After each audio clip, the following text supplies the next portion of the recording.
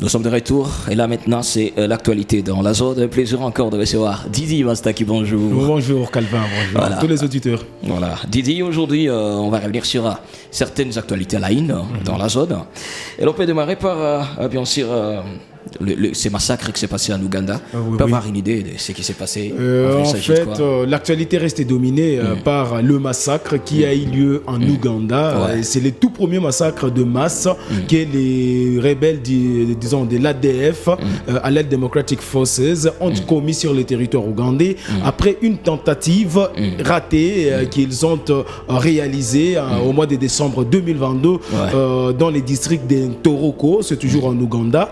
Mais cette fois-ci, ils ont reçu leur coup, bien que c'est un coup terrible qui fait du mal au cœur. Ils ont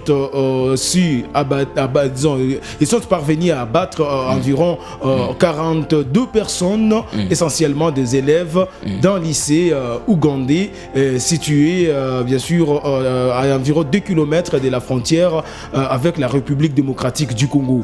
Et avec ces massacres des masses qui a eu lieu là-bas, il faut le dire, beaucoup de gens qui ont perdu la vie. Il y a 17 parmi eux qui ont été brûlés vifs et leurs corps qui sont restés non identifiables seront inhumés dans si peu de temps parce qu'il y a des examens qui doivent être effectués pour qu'elle puisse déterminer bien sûr leurs identités. Et pour l'instant, il y a l'Ouganda qui continue toujours à se prendre en charge et que le président ougandais qui vient d'annoncer que dans un bref délai, ils vont tout faire et d'ailleurs ils vont se mettre à pied d'œuvre pour parvenir à renforcer la sécurité aux frontières congolo-ougandaises, mais également renforcer les opérations Shuja qui sont en cours sur le sol congolais, bien sûr qui sont menées par les UPDF, l'armée ougandaise comme vous le savez très bien,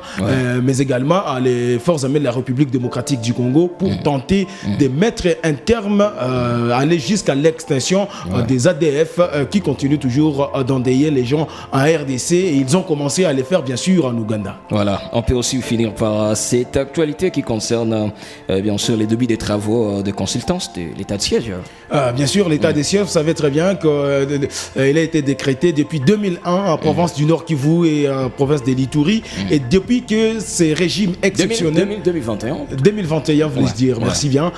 Depuis que ces régimes exceptionnels a été décrété par le président de la République, il y a des gens qui critiquent bien sûr l'état des sièges de tout le mot possible à cause de la persistance de la guerre, mais également accusant l'état des sièges d'être impliqué dans plusieurs spoliations des terres en Provence.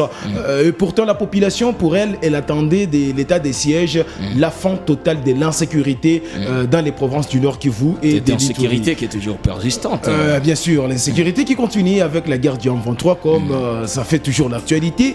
Et à cause de cela, il y a les travaux qui ont été lancés hier à Kinshasa autour du Premier ministre Sama Lukonde pour essayer d'évaluer l'état des sièges et c'est là donc dans l'objectif de permettre au président de la République d'avoir l'aperçu global sur tout ce qui se passe dans ces deux provinces qui sont sous état des sièges afin de prendre des décisions conséquentes. Si on peut encore proroger l'état des sièges ou si on peut mettre un terme final à ces régimes exceptionnels de l'état des sièges dans ces deux provinces, Calvin. Voilà, quel plaisir de partager encore ce moment avec vous, Didi. Merci d'être passé. Merci à vous autant. Voilà.